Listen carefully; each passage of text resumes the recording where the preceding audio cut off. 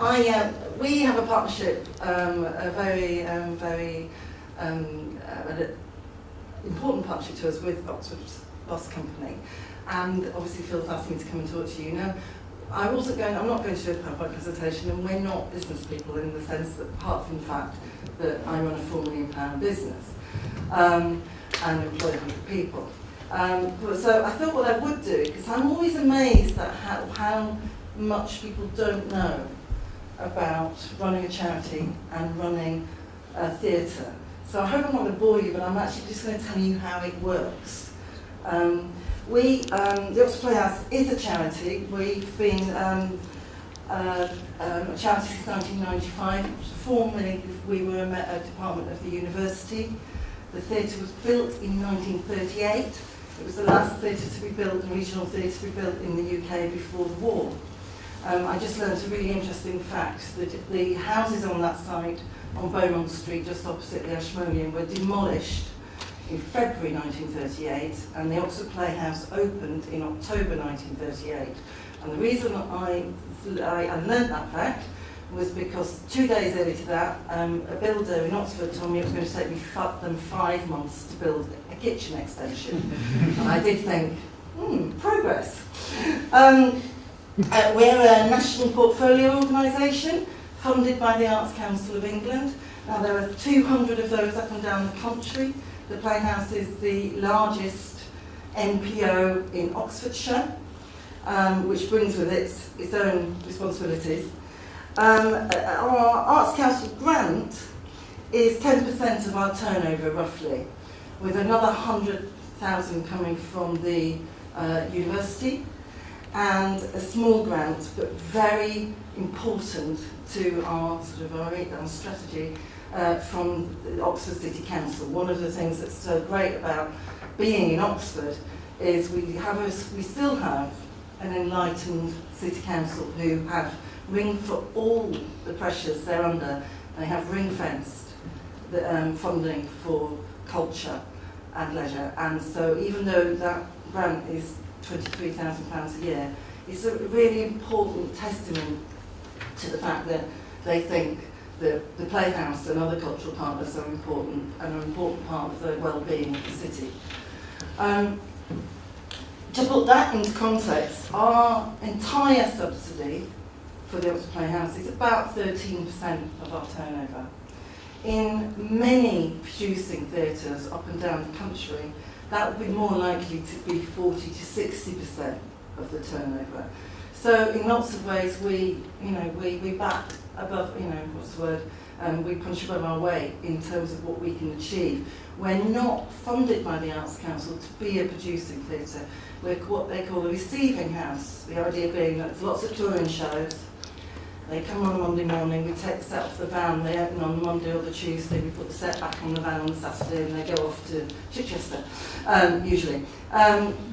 What we do is we also make work in theatre. We make work in Oxfordshire for our audience in Oxford, with the artists who live in Oxford, and very much in order to bring the creativity and the lifeblood of a theatre to Oxford.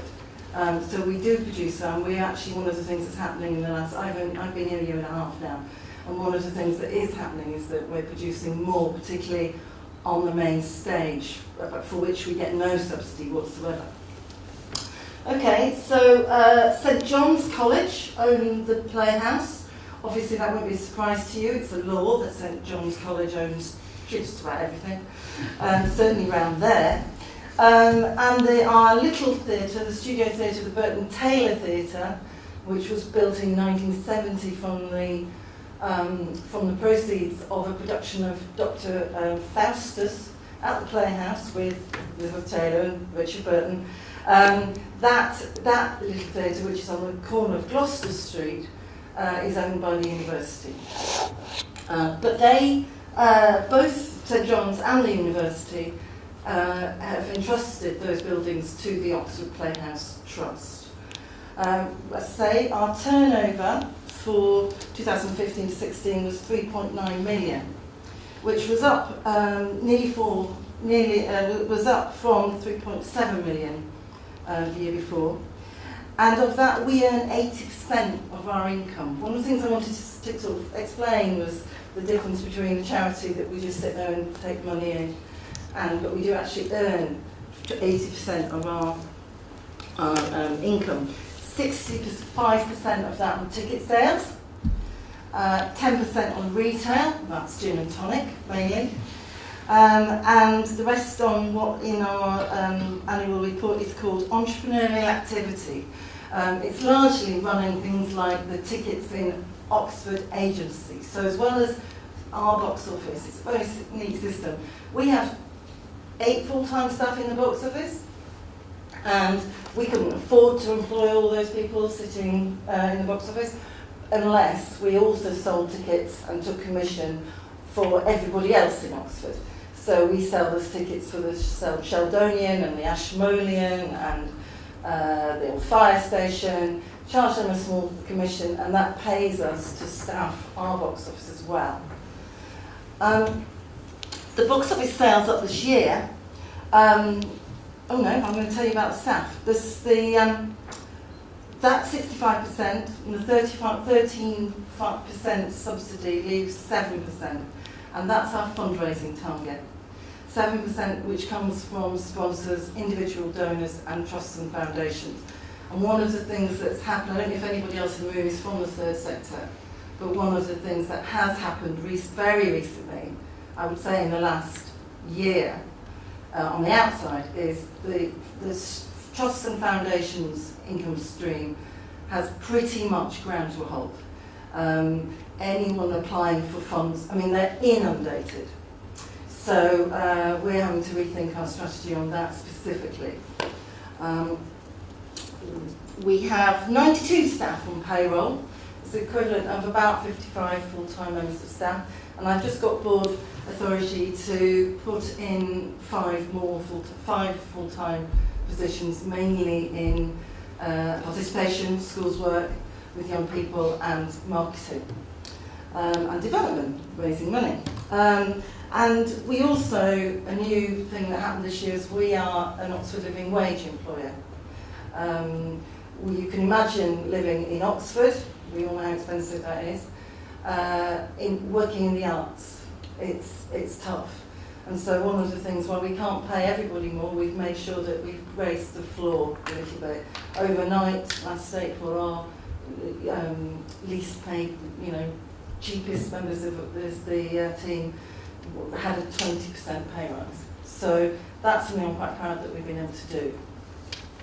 But that's possible because box office sales this year have been up 4.2%, which is 138,429 rather than 132,000. And that's on 11 fewer performances this year, because one of the things, if you go past the data you might know, is we're in the final year of a 3-year refurbishment programme. The first year we did all the front of house, all the bars and the foyer areas.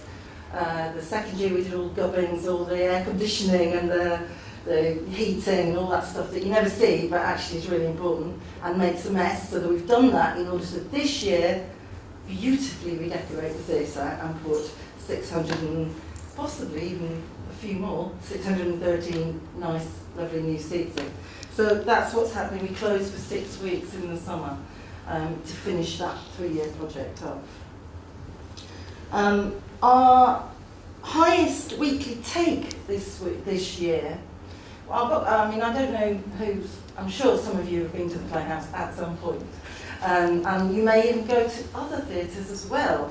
And one of the things you might notice is our ticket prices are quite low. So, if you went to see Curious Incident of the Dog in the Night at the new theatre, that ticket price, the top price there was £82. Our top price is £31.50. And there's a great many under that ceiling as well. But that means that it is quite hard to make the economics work with just 600 seats. But we've actually broken our weekly take 5 times this year. So the last sort of smash hit was King Charles III in the middle of February, and that took £120,000 in 1 week, gross. But what I wanted to explain as well was how that works. So when people come into the theatre and they see that there isn't, I mean, King Charles III, I think he had 6 unsold seats for the whole week. So, which is great, you know. And I know when people come to the theatre, oh God, they're rolling money. Why are they fundraising for a capital project? Well, we don't get £120,000 because we don't own the show. As a receiving house, we have to share that income with the producer. And in order to I was asked for a guarantee on that show of £90,000. And obviously, as a publicly funded organisation, we can't guarantee public money to a commercial producer. That's silly. So I said, no, we're not doing that, but we will give you 85% of the income that week. So we took 15%. We do get 100% of the gin and tonics, and there were a lot sold that week. You know, so that's good. And the footfall in the building is very healthy. But actually, some of those deals mean that even when we sell out, we're not taking much above what we have to, much above our target. And again, that's changed really significantly, even in the time that I've been here. We had, when I first arrived, I think the average guarantee, say, because the way that these deals are structured, I do hope this is interesting. I think it's interesting. The way the deals are structured, and that every deal is different with every show. But the way the deals are structured is we usually get asked for a guarantee so they can pay their actors, which I think is fair enough. Then after that, we take a little bit. We take a first call in order to pay our staff. And that's about 20,000 a week. We have to take about 20,000 a week, otherwise we lose a loss on the week, just for our overheads. Then the rest of it's usually a percentage split, 70-30, 80-20, whatever, you know, depends. But what happened in this year is instead of being asked for a guarantee of, say, 23,000, that's been going up to 60, 80, and King Charles III, 90. And that's what's going to ultimately have an effect on your regional theatres across the board, not just Oxford Playhouse, because the cost of middle-scale touring, particularly, is going to be prohibitive. And in fact, the Liverpool Playhouse announced today that they're going to go back to a rep system of having their own in-house ensemble producing their own work, because they call it the Back to the Future plan, and actually it's very true. More and more, and Oxford Playhouse is going to do this more and more too, we are going to go back to a situation where rather than give a commercial producer £70,000 to buy into the third house, we are going to employ all those actors, all those creatives, buy the set, rehearse the play, and put it on ourselves, and take 100% of that box office, because we've developed that audience, so we should benefit from it more than 15% of the cut. So that's the future again, and that is of course harking back to the rep days of the 40s, 50s, 60s, where there was an Oxford, very famous, very illustrious Oxford Playhouse company. The other thing that keeps us going, and is worth twice what our annual Arts Council grant is, you guess, I'm sure you can guess, pantomime. Every year, 37,000 people came to the Oxford Playhouse pantomime this year, and that was up 5% from the year before. It's absolutely vital. Again, if we didn't do that, and we do take 100% of that box office, we make our own. A lot of theatres don't, but we do. Without the pantomime, there would be no Oxford Playhouse at all, which obviously would have an effect on the 16,000 children who come from schools, many of which, a good 7,000 this year, for free tickets. In terms of partnerships, we have our core funders, the Arts Council. for whom we have to deliver very specific criteria and deliverables. We have 3-year business plans. We've got just about to put in an application for the 2018 to 2021 period. That has to be started. That has to be submitted in October. We've got the unit. Sorry, I am. Oh, good.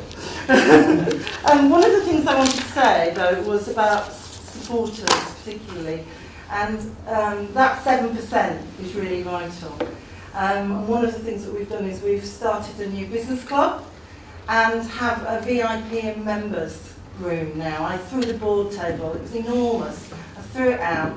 Lovely W. Lucy's gave us £30,000 to decorate a very nice room. It's ridiculously pretty, and the membership of that is £100 a year.